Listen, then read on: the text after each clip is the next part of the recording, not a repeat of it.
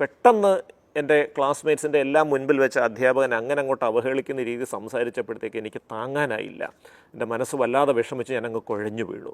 അപ്പം ഞാൻ ആ കുട്ടിയോട് ചോദിച്ചു, നീ കുഴഞ്ഞു വീണ് കയ്യും കാലും ഒക്കെ ഇട്ട് അടിക്കുന്ന സമയത്ത് മറ്റുള്ളവരൊക്കെ നിൻ്റെ പേര് വിളിക്കുകയോ നിന്നെ ഉണർത്താൻ ശ്രമിക്കുകയോ ഒക്കെ ചെയ്യുന്നുണ്ടാവുമല്ലോ, അതൊക്കെ നീ കേൾക്കുന്നുണ്ടായിരുന്നോ എന്ന് ചോദിച്ചു. കേൾക്കുന്നുണ്ടായിരുന്നു, പക്ഷേ എനിക്ക് പ്രതികരിക്കാൻ പറ്റുന്നില്ല. അപ്പോൾ ഈ ഒരു അവസ്ഥയാണ് ഡിസോസിയേറ്റീവ് കൺവൽഷൻ എന്ന് പറയുന്നത്, അഥവാ മനോജന്യ ചലന വൈകല്യം എന്നൊക്കെ നമുക്ക് വേണമെങ്കിൽ മലയാളത്തിൽ പറയാം, അല്ലെങ്കിൽ മനോജന്യ ജന്നി എന്ന് വേണമെങ്കിലും പറയാം. അപസ്മാരത്തിൻ്റെ ഭാഗമായി വരുന്ന ജന്നിയിൽ നിന്ന് ഇതിന് കുറച്ച് വ്യത്യാസമുണ്ട്. കാരണം അപസ്മാരം സാധാരണഗതിയിൽ കുറച്ച് നേരമേ നീണ്ടു നിൽക്കാറുള്ളൂ, ഒരു മിനിറ്റ് അല്ലെങ്കിൽ 2 മിനിറ്റ്, ഇത്രയൊക്കെ സാധാരണഗതിയിൽ അപസ്മാരം നീണ്ടു നിൽക്കാറുള്ളൂ.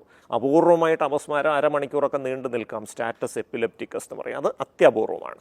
പക്ഷേ ഈ ഡിസോസിയേറ്റീവ് കൺവൽഷൻ, ഈ മനോജന്യ ജന്നി പലപ്പോഴും ചുരുങ്ങിയതൊരു അരമണിക്കൂറെങ്കിലും തുടർച്ചയായിട്ട് നീണ്ടു നിൽക്കും. യഥാർത്ഥ അപസ്മാരമാണ് എങ്കിൽ അത് അനുഭവിക്കുന്ന വ്യക്തിക്ക് ചുറ്റും നടക്കുന്ന യാതൊരു കാര്യങ്ങളും ഓർമ്മയുണ്ടാകില്ല.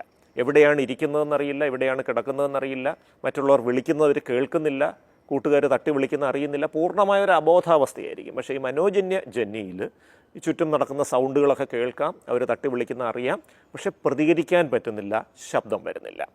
യഥാർത്ഥത്തിലുള്ളൊരു ജന്നിയാണെന്നുണ്ടെങ്കിൽ പലപ്പോഴും കൈ ഇങ്ങനെ വെട്ടി വെട്ടി വെട്ടി ശരീരത്തിൻ്റെ നേരെ വരും. പക്ഷേ മനോജന്യ ജന്നിയിൽ പലപ്പോഴും വെട്ടലൊന്നുമില്ല, ഈ പുറത്തോട്ട് ഇങ്ങനെ കൈകളിങ്ങനെ പ്ലെയിനായിട്ട് ഇങ്ങനെ അടിച്ചു പോകുന്നൊരവസ്ഥയായിരിക്കും.